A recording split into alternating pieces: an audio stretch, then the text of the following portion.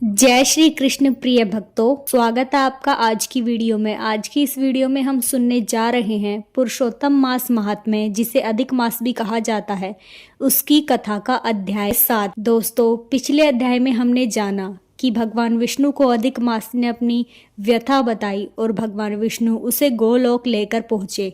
आज बताएंगे कि श्री कृष्ण ने उनकी बात सुनकर क्या उत्तर दिया। सबसे पहले जान लेते हैं आज की तिथि क्या है।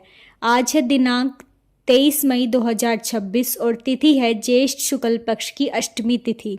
तो मित्रों, आप पहले के अध्याय भी हमारे चैनल पर सुन सकते हैं। हमारे चैनल को सब्सक्राइब कर लीजिए। रोज इसी तरह हम आपको अधिक मास पुरुषोत्तम मास महात्म्य के सारे अध्याय ध्यान पूर्वक सुनाएंगे। हम इस चैनल पर वही कथा सुनाते हैं जो पुराणों में कही गई है, ना कि अधिक मास का थंबनेल लगाकर कोई और कथा।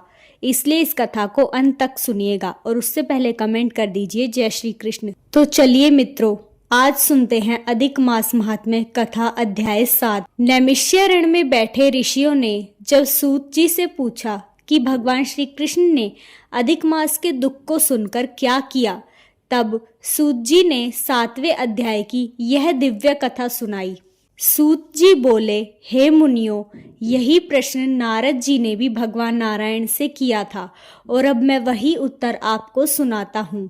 भगवान नारायण बोले, हे नारद, जब भगवान विष्णु ने अधिक मास की पीड़ा श्री कृष्ण के सामने रखी, तब गोलोकनाथ श्री कृष्ण ने अत्यंत करुणा और प्रसन्नता से कहा, हे विष्णु, तुमने बहुत अच्छा किया जो इस मलमास को यहाँ ले आए। अब इसका उद्धार निश्चित है। भगवान श्री कृष्ण ने आगे कहा, जिसे तुमने स्वीकार किया है उसे मैंने भी स्वीकार किया है। आज से मैं इसे अपने समान महान बना देता हूँ। मेरे जितने भी गुण, यश, ऐश्वर्य और महिमा है, वे सब मैं इसे प्रदान करता हूँ। अब से यह मलमास नहीं बल्कि पुरुषोत्तम मास के नाम से दुनिया में विख्यात होगा और प्रसिद्ध होगा। उन्होंने घोषणा की, आज से मैं स्वयं इसका स्वामी हूँ। यह सभी महीनों में सबसे श्रेष्ठ और पूजनीय होगा। जो भी श्रद्धा से इस मास में व्रत, जप, दान और पूजा करेगा, उसके सभी दुख और पाप, दरिद्रता नष्ट हो जाएंगे और साथ ही उसे इसकी पूजा का 1000 गुना फल ज्यादा प्राप्त होगा। भगवान ने आगे इसकी महिमा बताते हुए कहा, अन्य मासों में किए गए पुण्य सीमित फल देते हैं, परंतु इस पुरुषोत्तम मास में किया गया एक छोटा सा भी पुण्य करोड़ों गुना फल देता है। जो मनुष्य इस मास में भक्ति करता है, वह बिना कठिन तपस्या के ही मेरे परम धाम को प्राप्त कर सकता है।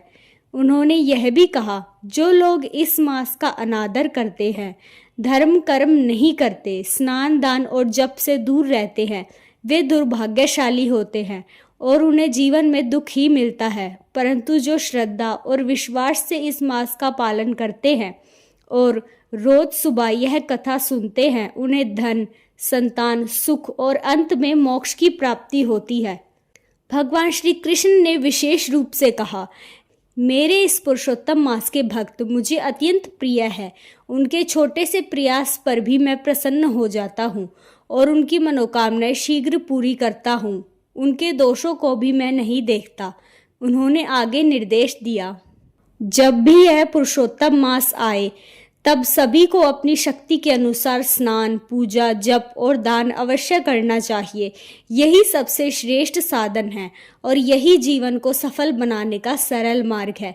अंत में भगवान श्री कृष्ण ने विष्णु से कहा, अब आप इस पुरुषोत्तम मास को साथ लेकर वैकुंठ लौट जाओ और इसे जगत में स्थापित करो, ताकि सभी लोग इसका पालन करें और इसका लाभ प्राप्त कर सके। भगवान श्री कृष्ण के ये वचन सुनकर भगवान विष्णु अत्यंत प्रसन्न हुए और उन्होंने श्री कृष्ण को प्रणाम किया और अधिक मास, जो कि अब पुरुषोत्तम मास बन चुका था, इसको साथ लेकर गरुड़ पर सवार होकर वैकुंठ लौट गए। तो प्यारे भक्तों, यह थी अधिक मास महात्म्य कथा अध्याय 7। इससे आगे की कथा हम कल अपने चैनल पर सुबह सुनाने वाले हैं, इसलिए आप कल भी हमारे चैनल पर कथा सुनने के लिए जरूर आइएगा। तब तक के लिए हमारे चैनल को सब्सक्राइब कर ले और कमेंट में लिख दीजिए जय श्री कृष्ण। धन्यवाद।